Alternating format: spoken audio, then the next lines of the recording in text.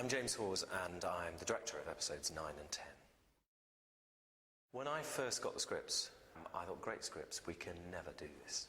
The whole of the London Blitz is supposed to unfold on your television screen. Now, I challenge anybody to name me a television drama with a full drama budget that has done that recently. And an awful lot of what the script asked was on a scale that is frankly more often seen in the movies. And to my amazement, although there was all sorts of budget concerns, we've managed to do pretty much everything that was on the original script. Working with child actors is always a lottery. I mean, the time you invest is in the original casting. But you never know how they're then going to react when you actually turn the camera on them and when they're in front of a star they might recognise, Chris or Billy, or the whole circus that can be rather overwhelming if you're 5.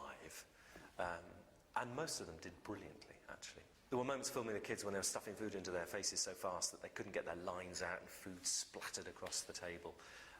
There were moments when the kids got genuinely frightened by what was going on the set, which was great, because it made you think, well, they know the cameras are here. If they're getting frightened at this stage, then we're going to manage to convey that to the kids at home. When I first read Invisible Spaceship Tethered Up to Big Ben Shimmers into Existence, and we pull back to see the whole Blitz, how the hell are you going to do that? And there were a lot of discussions about it. When we filmed it, there was an element on the set of the clock face of Big Ben, a green box, a green screen, and 2 actors, with a wind machine, a smoke machine, and a little bit of interactive lighting.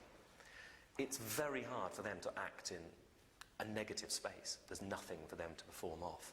It's very hard for us to imagine, even with a storyboard and even with the designs, exactly what it's going to look like. So to see the whole thing come together with the sound effects to convince you that there are explosions going off, with Billy reacting as if she's hearing a bomb going off, and to see the moment where the ship shimmers into existence in all its scale, I think is very satisfying.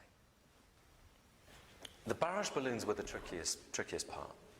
And then, of course, we had to achieve Billy hanging off the thing. Even with a harness, as we eventually did with her. She's basically in a harness with a safety wire threaded through the rope, which looks like it's the rope hanging off. Now, it's January, it's Wales. You're filming your star in a Union Jack t-shirt for a whole night. Things are going to go wrong, she's going to get cold. We managed to find a brand new hangar at RAF St Athan in Wales. And so what we did was put a huge crane in the mouth of this, which gave us some shelter. And then we literally swung Billy up to 30, 40 feet off the ground against the night sky. We added smoke, we added searchlights, and the rest was down to the CGI and what they did with the computer compositing. Billy is a trooper. Billy enjoys the adventure of the filmmaking as well as the script.